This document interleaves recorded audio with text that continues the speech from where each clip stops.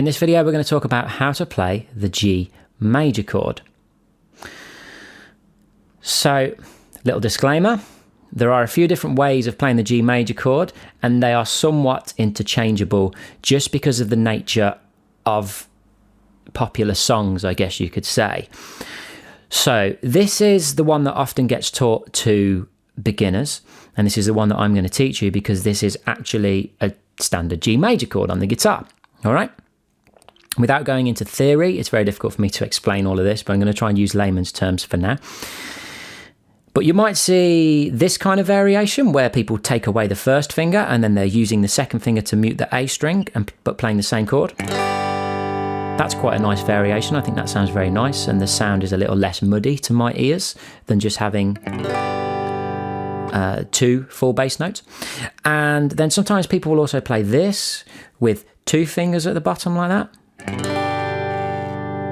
And then they'll do the two fingers at the bottom, but they'll also omit the note on the A string. And that essentially then becomes what's called a G5 chord, a G power chord, but played in open position, not like your traditional power chords.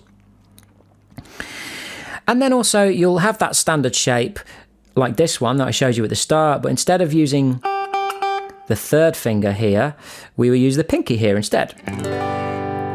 So all of these variations are, let's say, acceptable.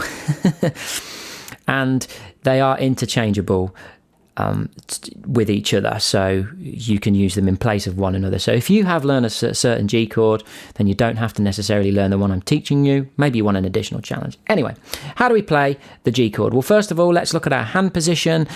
The thumb doesn't have any reason to creep over here, so we want it behind the neck, behind here, roughly between the first and second fingers. First finger, second finger. Thumb is kind of in the middle behind the neck, okay? And we have our second finger on the third fret of the low E string. Our first finger is going to be on the second fret of the A string. The D string is open. The G string is open.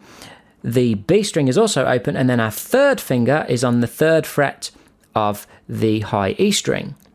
And then we strum all 6 strings. And as usual with any chord, we want to check every note individually. So E string, A, D, G, B, E. And if we've got all of those notes separately and then we strum the chord, it's going to sound much, much clearer because every individual note is doing its part, if you like.